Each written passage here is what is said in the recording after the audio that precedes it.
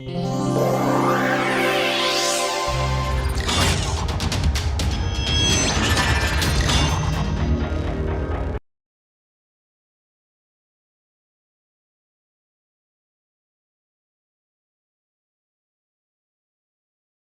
let us take a look at another aspect of the Langevin model. We have seen that there is a connection between the general diffusion type of stochastic equation for a diffusion process and the Fokker-Planck equation, corresponding Fokker-Planck equation. Before I go on, let us take care of one of the questions that was raised. And the question is as follows: in a multidimensional process, if you have an equation of the form x dot equal to some vector valued function of all the x's plus a multiplicative noise, so this was g of x times as zeta of t, where this is a set of noises, independent noises, and the dimensionality of this was nu. So remember that this was a nu times 1 column vector, whereas this was an n times nu matrix, rectangular matrix, and the idea was that if x is this quantity is an n dimensional noise represented by an n dimensional column vector, then the question being asked is, these components are independent of each other, they are different noise components 1 to nu, but because of the presence of this, does it not mix up the various noise components? Yes, in general that is the most general possibility, because even in the most trivial of instances, when nu was 1 and n was equal to 2, remember that you had an equation of the form x dot equal to v and v dot equal to minus gamma v, the drift term on this side, plus a noise which was square root of gamma over m times the white noise, Gaussian white noise. Now the question is it not true that this noise affects the x itself? Sure it does. So there is already a coupling, it is a coupled set of equations in any case. So what this is saying is that the most general possibility is that the strength of each of these noises is dependent on the current values of all the random variables, which are anyway coupled to each other dynamically. So there is nothing inconsistent about it, it is perfectly reasonable. What is true is that these noise components are specified independently. So the statistics of this noise is taken to be quite independent of what is happening to the output variables, the driven variable x. You have to prescribe for me all the statistical properties of this multidimensional noise before I can tell you what the dynamics of the driven variables is. That is certainly true, and the whole assumption in this kind of phenomenon, in this kind of modeling, is that the driven variables do not affect that noise. So there is no feedback onto the noise from the driven variables. We take this in the simplest Langevin cases, we took the noise to come from the heat bath, and I said that the effect of the motion of a single Brownian particle on the heat bath is negligible, it does not throw it out of equilibrium or anything like that. So it is in that philosophy, that is the very general philosophy, that you prescribe for me an external noise of some kind, statistics of this noise is prescribed independent of what is happening, and then the statistics of the driven variable x is dependent on solving this set of equations, coupled equations. So that is the philosophy behind this stochastic differential equation approach with a driving noise. Okay. The different components of this are uncorrelated with each other. In the simplest case, we take them to be Cartesian components, for instance, they are uncorrelated with each other. But there is no reason why the coupling should not be such that the instantaneous strength of this noise as it acts on any one of the variables depends on all the other variables, and that is where this g comes in here. So is this clear? Okay. Now let us go back and let me point out what is wrong with the Langevin model. We will see where some serious problems crop, and we will do this in the simplest context, which is that of a tag particle, a Brownian particle moving in a fluid. And again the essential physics is already contained in the one dimensional case. So let us go back to that. Let me call this inconsistencies of the Langevin model.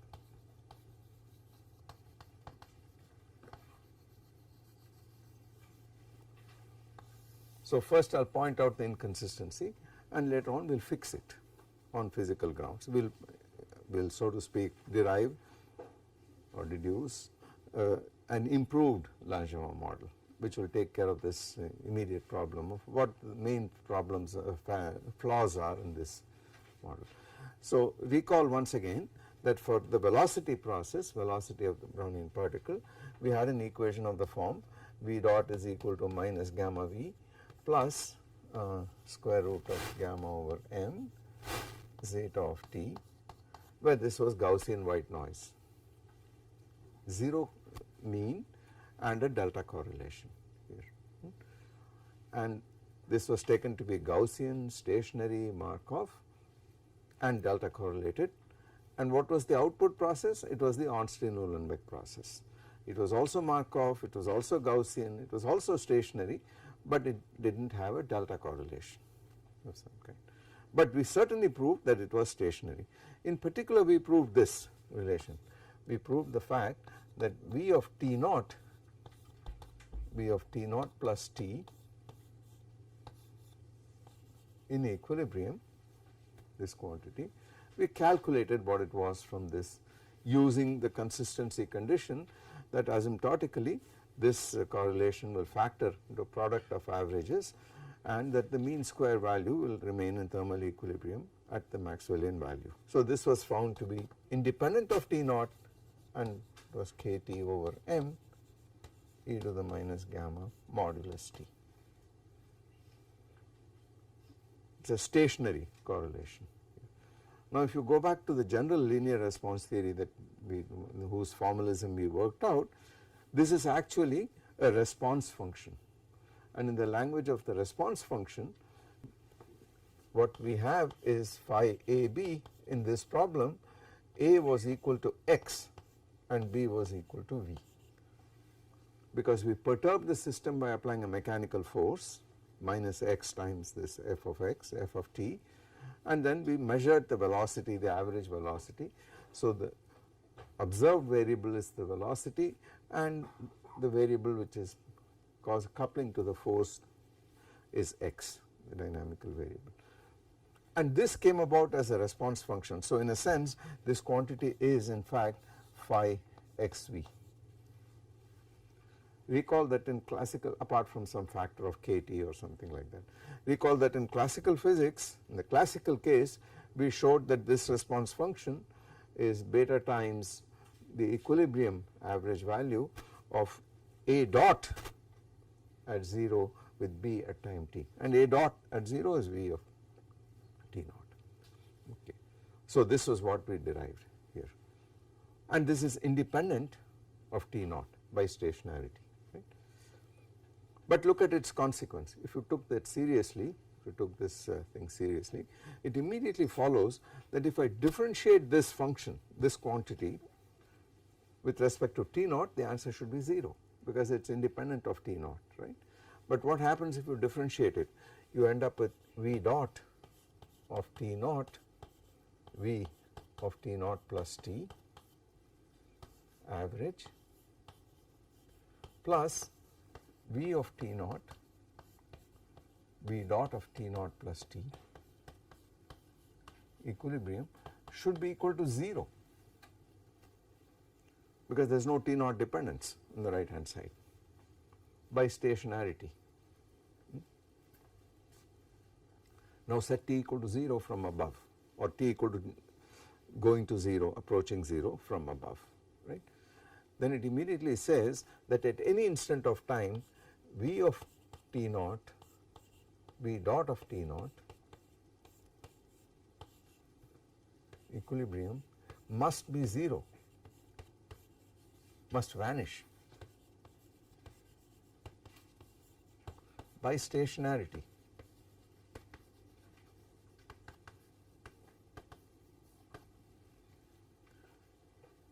So what we have to do is to let t tends to 0, let t tend to 0 and immediately you get this, and they are classical variables, so it does not matter in which order they appear. Okay. So what it says is that the velocity at any instant of time is not correlated with the acceleration at the same instant of time. That is consistent certainly with our assumption that the force drives the acceleration and not the velocity. So it is sort of reasonable that the velocity is not correlated with the acceleration at the same instant of time, okay. And in any case it is demanded by stationarity. But if I do that here, if I differentiate with respect to t and then set t equal to 0, it is like differentiating this guy here. So let us take t to be positive. If t is positive, this goes away. I differentiate both sides with respect to t and then set t equal to 0, and that is going to give you v of t naught, v of t naught, v dot of t naught in equilibrium equal to minus gamma k Boltzmann t over m, which is not equal to 0.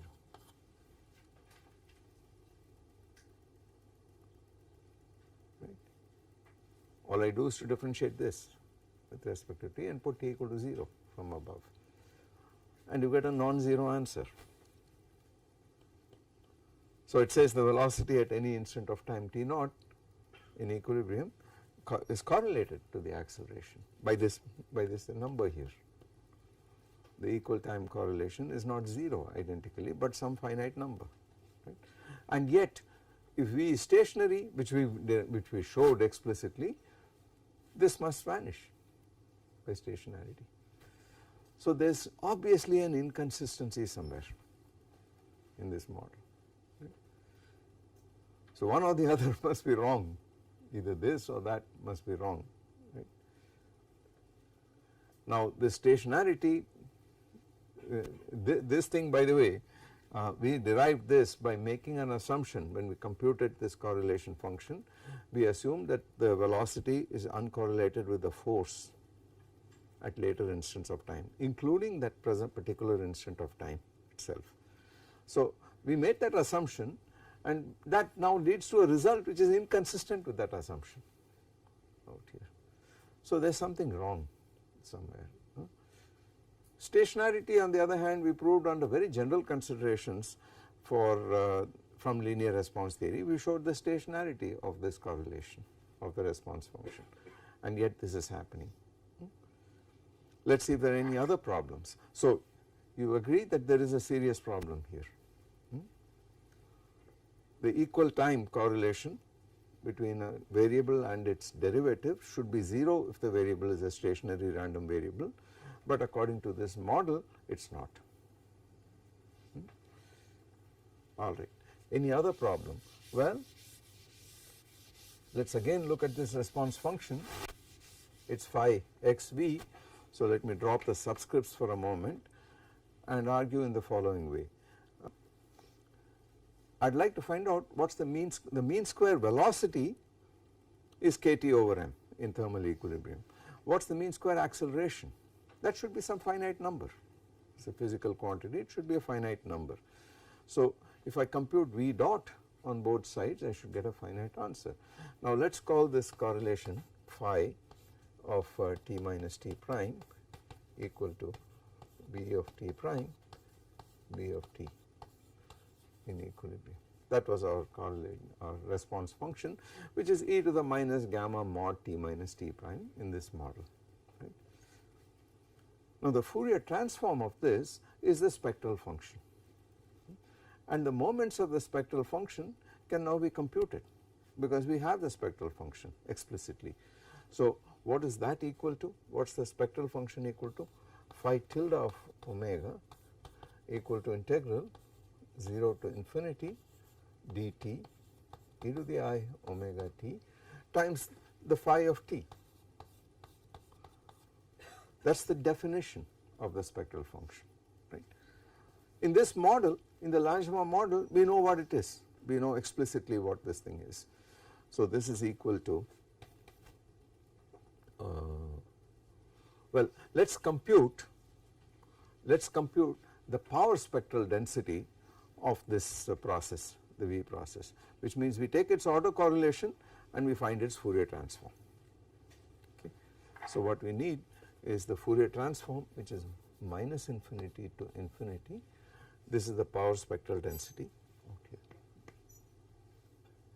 And what is this equal to? Well, we need a slightly different symbol for this whole thing.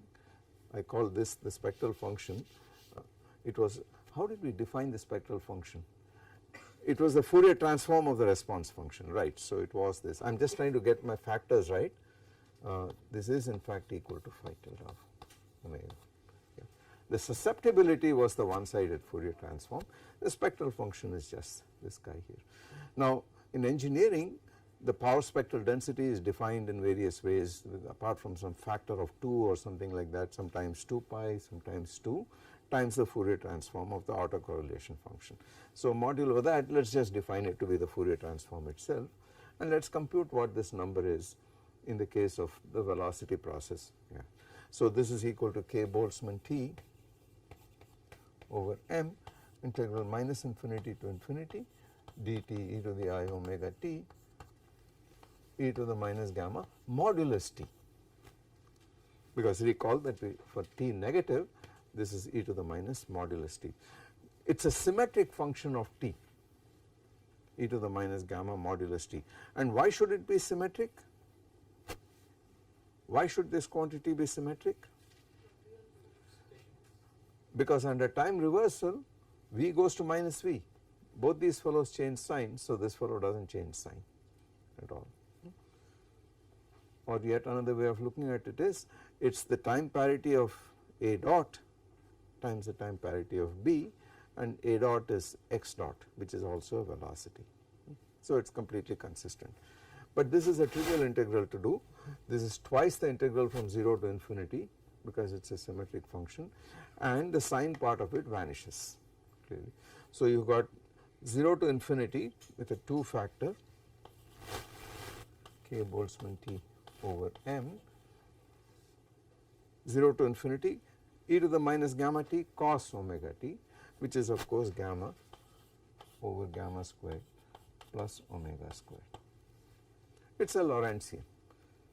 Okay. The Fourier transform of the e to the minus x is a Lorentzian in k.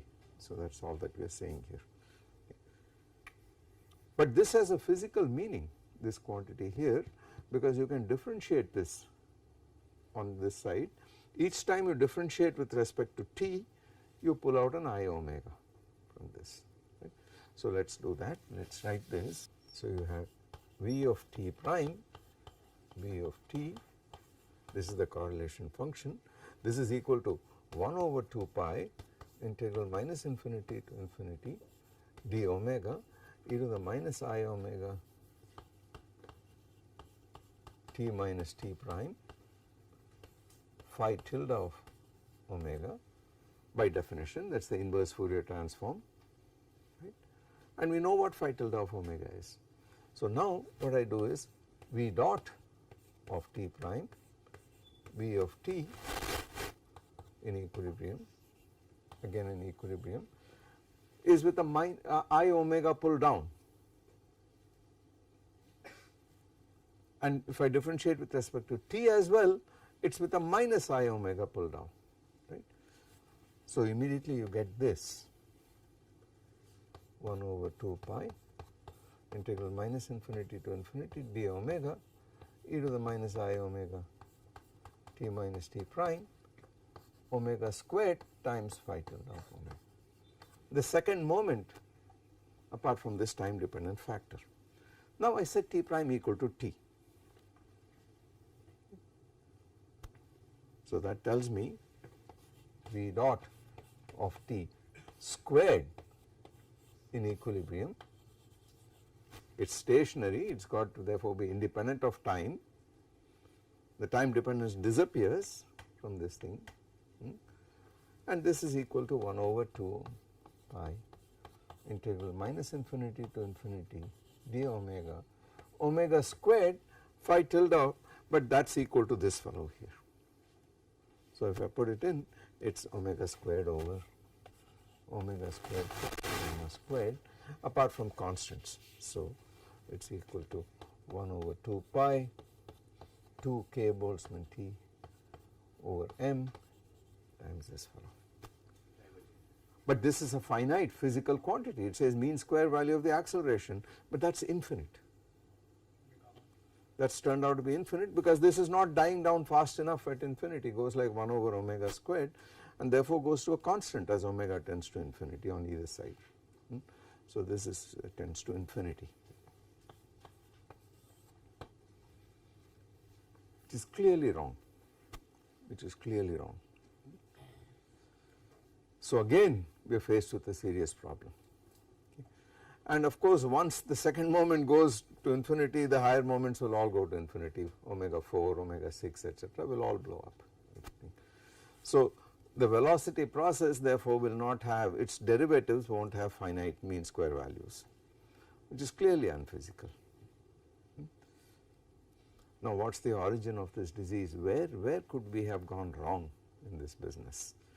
It is after all a very, very simple model. So where could this have been wrong?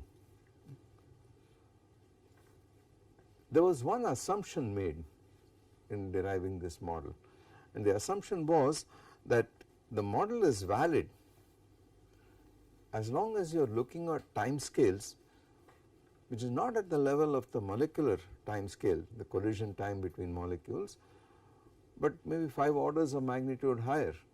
So time scales of the order of gamma inverse and greater. If it becomes very much greater than gamma inverse, it goes to the diffusion regime.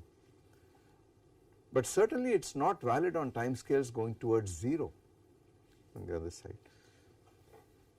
So right there we made an assumption which is not valid. And now notice that all these diseases arose when you took the time difference to go to 0. And in this case when you took the frequency to go to infinity. So infinite frequency is like 0 time, I mean very small time in the Fourier language. High frequency is like small time and vice versa. So that is where the problem was. How do we fix it? In the context of this model itself, how would we fix it? We would still like to have retarded response, we would still like to have causal response, and we would like to stay within the regime of linear response, right. So clearly the one place where we made an assumption was that the acceleration of this particle, we wrote mv dot is equal to the force on the particle. So there could be possibly some external force on the particle which could be time dependent, we do not care. And then there was a random force on the particle, but this random force, so let us write it as f random of t, and we said this random force has 2 components to it, 2 parts to it. One part was a systematic part and the other part was the truly random part coming from molecular collisions. So this thing we took to be square root of gamma times zeta of t, with this to be white noise, and this part we took to be minus gamma m gamma v of t itself. Now this friction arose saying that the friction is proportional to the frictional force is proportional to the instantaneous velocity, assumes that this frictional force acts instantaneously. The reaction of the medium acts instantaneously on the particle. That is not true, that is not tenable, not mathematically instantaneously, because the medium itself has some time scale in it, the molecules, they cannot act instantaneously on this. So this model does not go all the way to t equal to 0, to instantaneous response. Okay. So this is the point that had to be fixed. This model is untenable at very, very short time intervals. Okay. How will we fix it? Staying within causal, retarded and linear response. How can we fix it? Have it 0 for 1. Well, Well, we'll do the following. We'll say, look, it must depend on the velocity, but not on the instantaneous velocity, but on the previous, the history of the velocity, earlier velocity, right. So the way to fix that model is to replace this by minus m gamma an integral from wherever, from the infinite past, okay, minus infinity up to t, because we certainly wouldn't want this part to go beyond t. We are looking at the acceleration at time t, that is not going to depend on what happened to the velocity at later times, right. So, times an integral dt prime, and it must be a linear functional, so v of t prime must be there, it must be causal, it must be retarded, that means it must only depend on the time elapsed since t prime happened. So this must be some function gamma of t minus t prime. So this thing here is a function, it is a kind of memory kernel. You won't have two gammas? The gamma outside also. Oh, there is no gamma here, it is not a constant. So I make this gamma a function of time, defined only for positive values of its argument, non-negative values of its argument. Okay. And what other property would you like of this gamma? Gamma should decay. Well, we would certainly expect the following. We would like gamma, let us call it gamma of tau to be neutral, gamma of tau, memory kernel,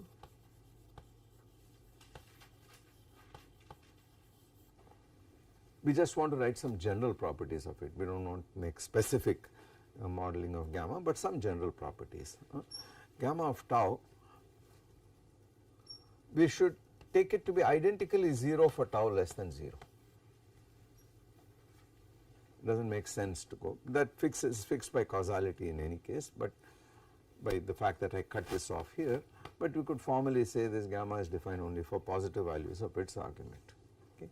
Then I expect the effect to keep going down as the elapsed time increases. So I would certainly expect that gamma of tau, decreasing function of tau. So as tau increases, I want this effect to go down. Anything else we want of gamma?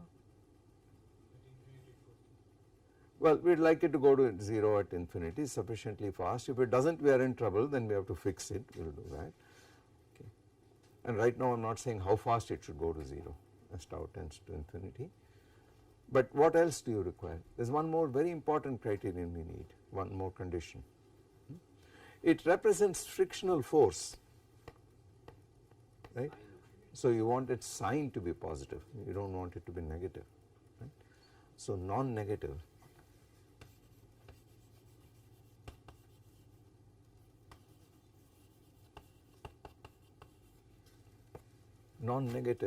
decreasing function. Let us put that in and see what happens. So my Langevin equation now reads m v dot of t plus m.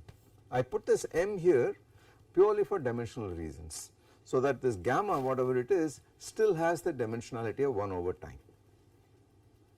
Okay. So minus infinity to infinity dt prime. Oh, sorry, no, this, there is an extra time factor, we will fix that in a minute. I want to put this m here so that this m cancels out on this side completely. This we'll see what dimensionality this gamma has, but from this equation itself, t minus t prime b of t prime equal to any force you exert on the system, some applied force, deterministic force, plus the random part, which is the eta of the force we denoted by eta of t earlier. So let us leave that as it is. But important, not necessarily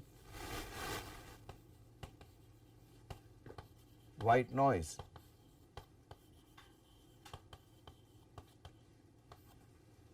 In fact, I am going to show it cannot be white noise. Okay, it is noise. Okay, it is random, but we cannot assume, we can't, we have to prove that it is consistent to assume that it is delta correlated. We will have to see, we do not know at the moment. So, pardon me? When the integration goes up to infinite. Oh, I am sorry, because I said already 0, so it cuts off, but okay, 0 to t. By the way, you can recover the original version by saying if gamma of tau equal to gamma delta of tau, where this is a constant, implies the Langevin equation, Langevin model.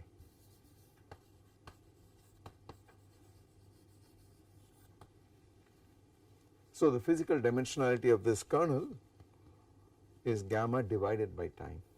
There is an extra 1 over t, so it is 1 over t squared is the dimensionality, because there is an extra t here. And when you hit this, you get a 1 over time, and then it has the same dimensions as this. Okay. So this eta of t at the moment is just noise, but not the systematic part of it, the noise from the medium. Okay. And what are the assumptions we are permitted to make of this eta of t? Well, exactly the same physical assumptions, namely that on the average it is 0.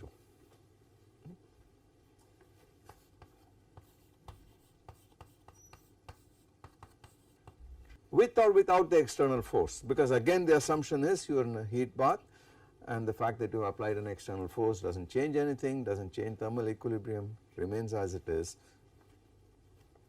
and it certainly does not get affected by what is happening here. So we think, we do not know for sure as yet, but this is a harmless assumption here. Okay. So we have no clue at the moment what sort of noise is consistent. So the whole idea is to make this model consistent with causality, because it looked like we were violating causality, and to make it consistent with stationarity. It looked like that too was getting violated. Okay. So this thing here is called the generalized Langevin equation.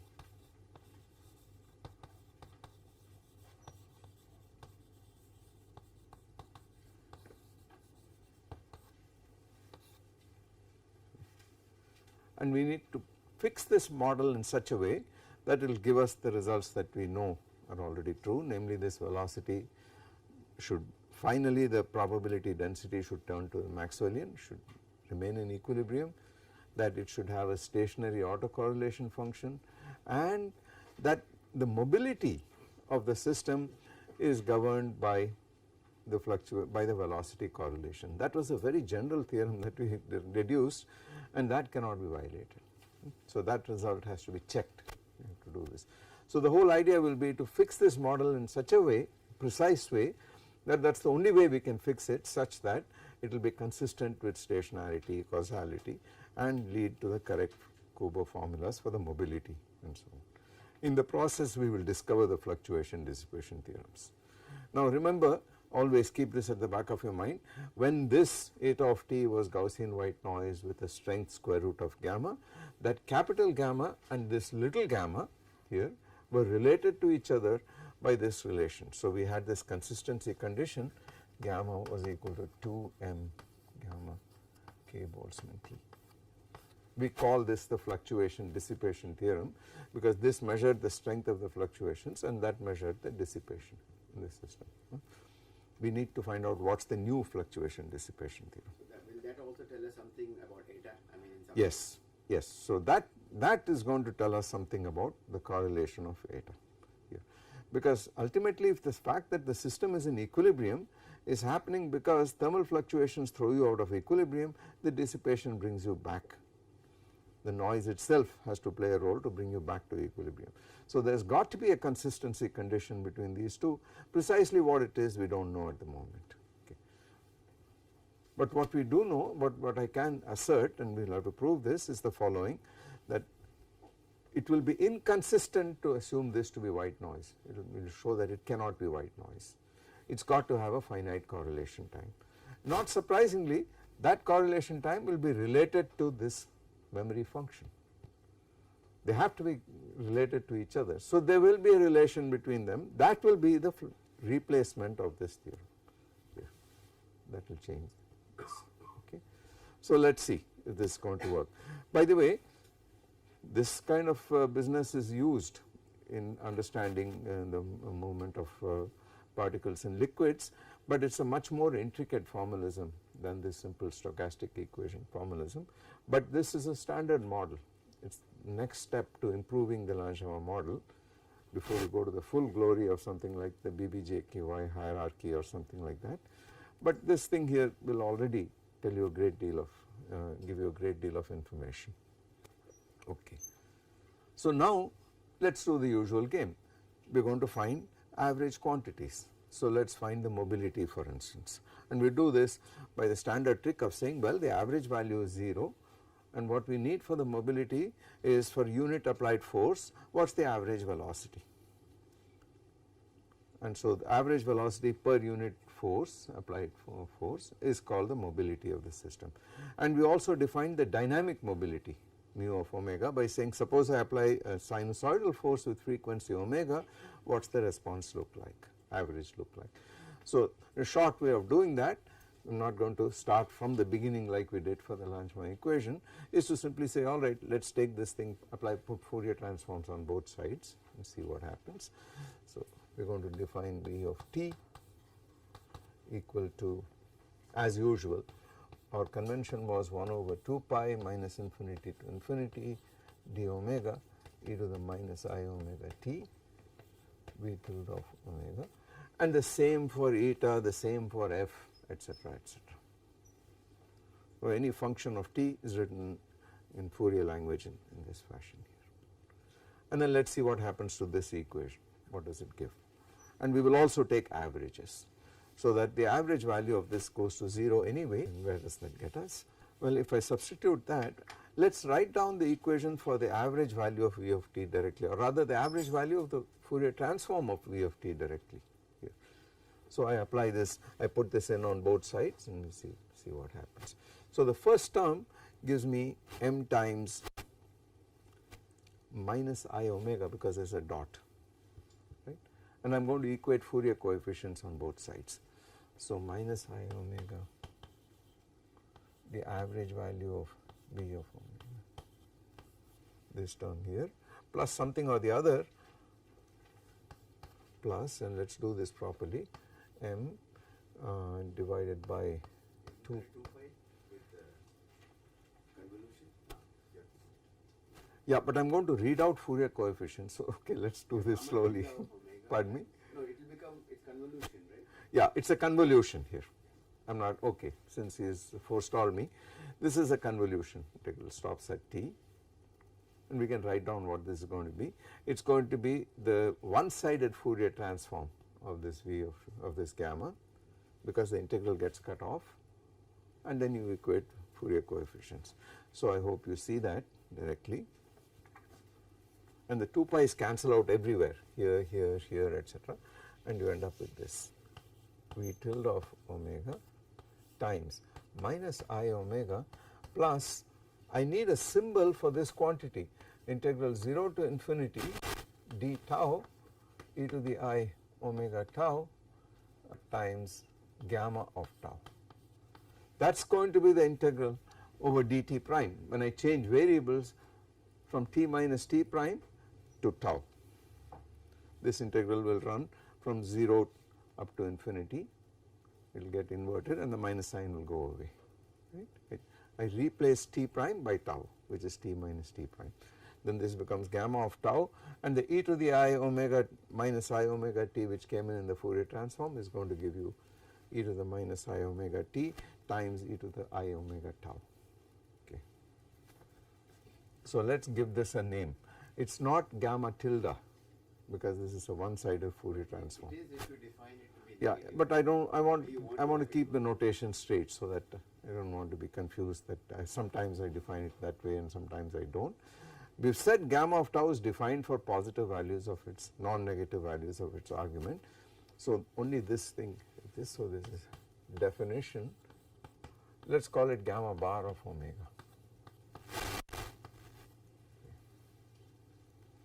For the response function I use chi, I just said that is the susceptibility, because that is the standard symbol. For this, there is, as far as I know, there is no standard symbol, let us just call it gamma bar. I have used star for complex conjugation, not a bar. So it is gamma bar of omega minus I omega in this fashion here is equal to f tilde external of omega m times. There is nothing to average in the deterministic applied force, so that is just f tilde, and the eta tilde goes away because the average is 0. So if I divide this by v tilde of omega, so therefore, pardon me? You have to do an expectation value to get rid of eta. Yeah, I have done that. I have done that, sorry. Thank you. Yes, of course. It is the average. It is the average. Why don't I write equilibrium outside this average? Why haven't I put a subscript equilibrium? I am not in equilibrium, I have applied an external force. So this is the perturbed system, and that is why the system is, the average velocity is not 0, because it is moving. In the absence of this external force, the average velocity is 0, it does not go anywhere. But I will still retain this notation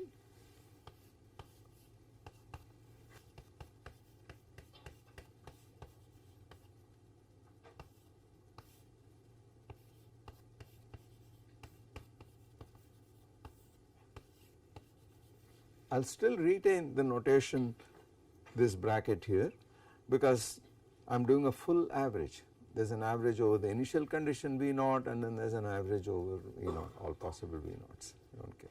So I don't care. I am not even going to specify what that ensemble is. This is, and the average force is 0, and that immediately gives me this. Right? But we know that this fellow divided by this f tilde external of omega, we know this is by definition the dynamic mobility, which in this model is 1 over m gamma bar of omega minus I omega. Okay. This is the dynamic mobility.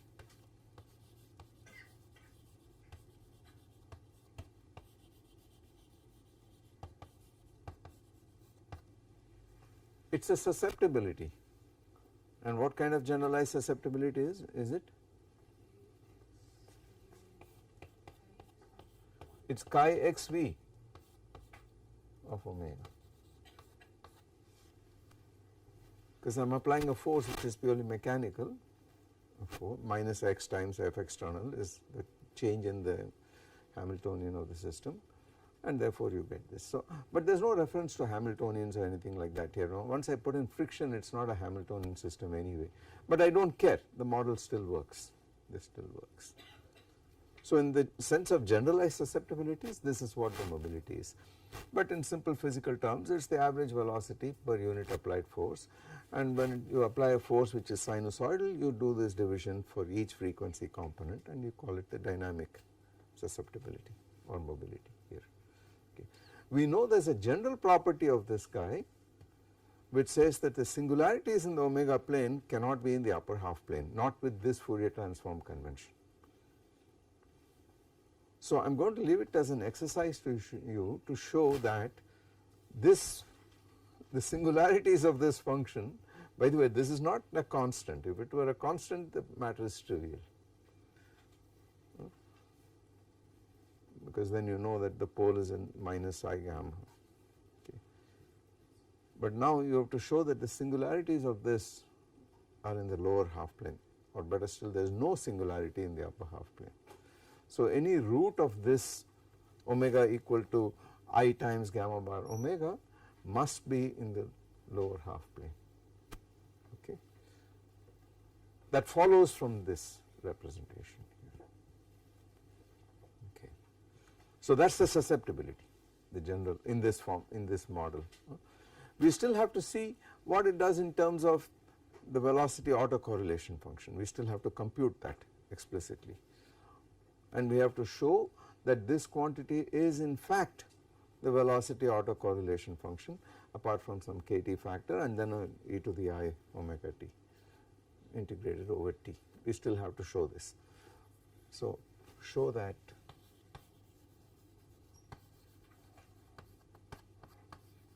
mu of omega has no singularities in the upper half plane.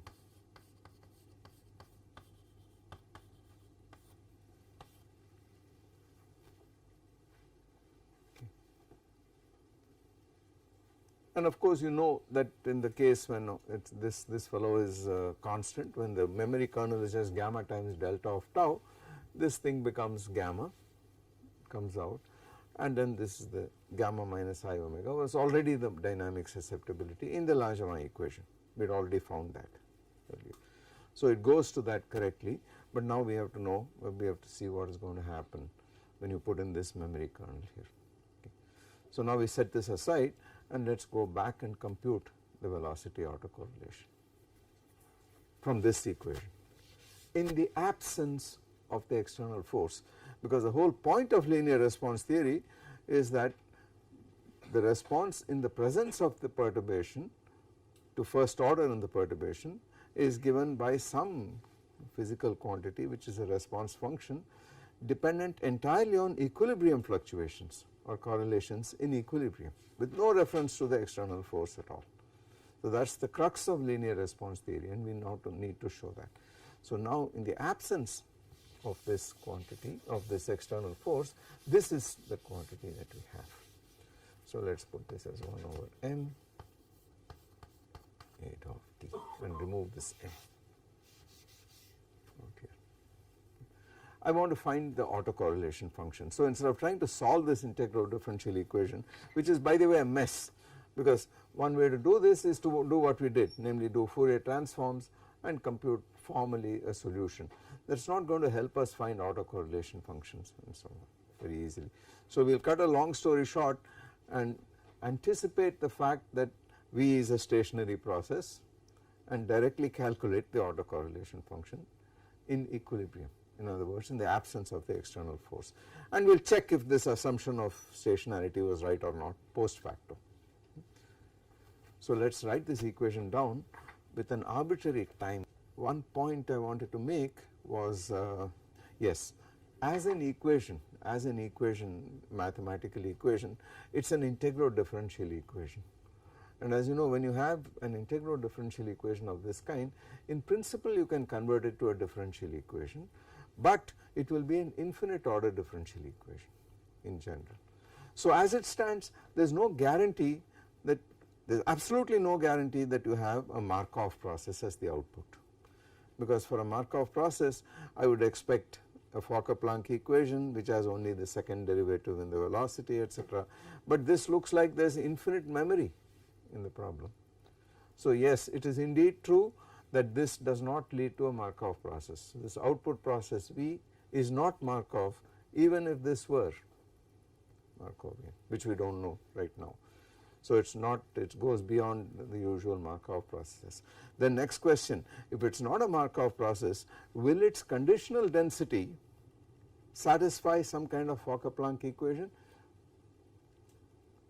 In general you do not expect it at all, but in this case it turns out that it does. It satisfies a Fokker-Planck like equation, very similar to it. Okay. And what is needed for that? I am just trying to motivate my sort of heuristically what the answers would be. Eta should do something, yeah. Now if you are familiar with Markov processes, you know that when you have a driving force of this kind in general, if this were a white noise, then you have that Langevin type equation, and sure enough you have a Fokker-Planck equation. That is a rigorous mathematical equivalence. Otherwise the partial derivative order on the right hand side in the variable goes to infinite order. It is called the Kramers-Moyal expansion in general. It gets cut down to second order very crudely and roughly when higher order cumulants vanish. Now what sort of random variable has all cumulants beyond the second equal to 0? Gaussian random variable. So if this is a Gaussian noise, then it turns out that this output process, in spite of this infinite memory here, still satisfies a Fokker-Planck like equation. Okay. It is not Markov, but it still satisfies such an equation, a great simplification. We are not going to do that. We want the more physical aspect of this, namely we want to fix the problem with stationarity, causality, and to find the mobility. We would like to find that here. So let us do that. So let us write this equation at T naught plus, where T naught is an arbitrary number and T is any positive on this, plus integral from minus infinity to T naught plus T dt prime gamma of T naught plus T.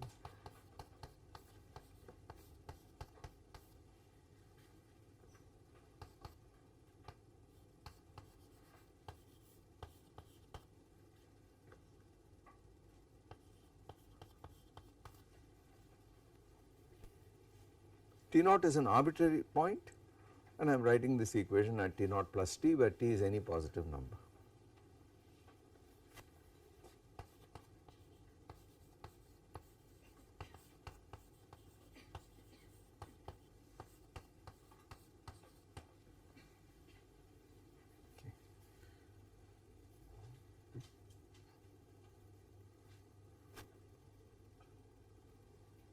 And now what would be the way to find the correlation function in equilibrium? It would be to multiply this by T naught on this side and then do an integral from 0 to infinity after multiplying by e to the I omega t. That will give me what the left hand side of the Kubo formula has, right. So I do that, I am going to do this here, but in the normal derivation for the ordinary Langevin equation we could have done that, and we did do that. We found the correlation function directly by multiplying by V of T naught, taking averages and arguing that V of T naught is uncorrelated to eta of T naught plus T. We put that side equal to 0 on the average by saying that the force at a later time can't govern the velocity at the present time. And then we ran into this problem with stationarity, Gaussian, with causality and so on. We certainly want this property. We certainly want V of T naught, V dot of T naught in equilibrium to be equal to 0, because we would like this thing to be stationary, certainly. It turns out that the only way to do this with this equation here, with this model, is to argue that V of T naught, the correlation between V of T naught and the random force is not V of T naught with eta of T naught plus T correlation equal to 0, but rather a portion of this memory should be taken out on the right hand side and called, that is the effective force on the particle. Right? Now the question is what portion? What portion? That is left arbitrary at the moment, but we know the result that we are aiming for and we want consistency here.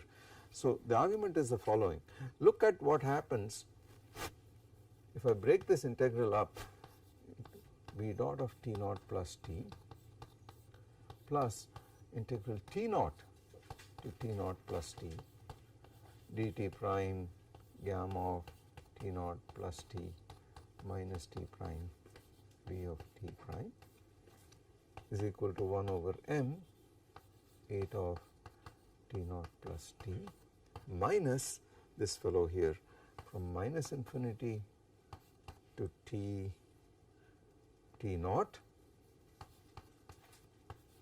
dt prime B of T naught plus T minus T prime, sorry, gamma of T naught plus T minus T prime B of T prime. There are many ways of motivating this, but the simplest is going to be the following. I am going to multiply both sides of this equation with V of T naught e to the I omega t and do an integral. on both sides of the equation after I average. So if I average this guy here, that is going to be the average that exists in the Kubo formula for the dynamic mobility. If this is stationary, if I put t equal to 0, this part of it here should become independent, right? If it will be equal time and should vanish, this fellow should vanish. When will that happen? If I put t equal to 0, this integral vanishes, and I am going to get this correlation equal to 0 provided the v of t naught is uncorrelated with this guy, not with eta of t naught plus t, but this portion of the velocity history subtracted out, okay. And that is the only way you can split this to achieve this point. Okay. We will see as we go along that how it becomes consistent, right, and then we will justify it. So let us call this something else. Let us call this noise some h of, it is a function of t naught plus t, but it is also a function of t naught because there is a t naught sitting here and there is a t naught plus t sitting here. So it is dependent on both the starting point t naught and the current time t naught plus t, and it is not stationary. This fellow is not stationary by any means. A function of t naught plus t and t naught separately, so therefore it is a function of t and t naught separately. Now we will assume, and we have to see if this is consistent or not, that v of t naught is not correlated with h of this for any positive t. Okay. So that will be the next step. I have to stop here today since we have run out of time, but we will take it from this point next time. Expectation value of v of t naught with h of We would like this to be true. We would like this to be true so that we do not have the problem which we had in the Langevin model, where on the one hand stationary said it should be true, but the exact computation of the velocity correlation said it is not true. We definitely like it to be 0, and that is achieved by saying, look, let this thing trivially vanishes if t is equal to 0. So I split that portion and the rest of it, but it has got a physical meaning. There is on the time axis there is some arbitrary instant t naught, and this is t naught plus t, and we are writing the velocity or acceleration at this instant of time by saying that this is affected by a friction which operated all the way from the infinite past up to here, but that is broken up into two pieces, part of the velocity history which operated till here and the rest of it. And this portion of it I am subtracting from the noise at this instant of time and arguing that the effective force, random force, with which the velocity here is uncorrelated is in fact this portion, this subtracted portion. That is the only way in which I can ensure that if t goes to 0, this correlation here is going to vanish identically. So it preserves stationarity. But now that is fine as a kind of fix, but we need to see if it gives you the correct Kubo formula and it gives you the correct fluctuation dissipation theorem. By the way, there are two fluctuation dissipation theorems here. One of them is the statement that when you apply an external force, the response to first order depends on equilibrium fluctuations. So it is a kind of Kubo formula for the susceptibility. The formula for the susceptibility itself in terms of the response function is called the second fluctuation dissipation theorem, because historically the fluctuation dissipation theorem was written in the context of the Langevin model, where you have a specific stochastic model, the Langevin equation or model, and then there was a connection between the dissipation constant and the strength of this random noise which you put in by hand, and that was called the first fluctuation dissipation theorem. So the second one is in fact a consequence of linear response theory directly. The first one is specific to a stochastic model, okay, but the second one must be valid as well clearly, otherwise linear response theory does not make sense. Okay. So since our Langevin model is a linear model, we expect that the linear response theory formulas will also be true. It is linear, causal, retarded, and therefore it satisfies the conditions required for the linear response theory formalism. Clear? Okay. So I hope this is clear that there are two of these theorems, and we will write them both down explicitly. We will see. Okay.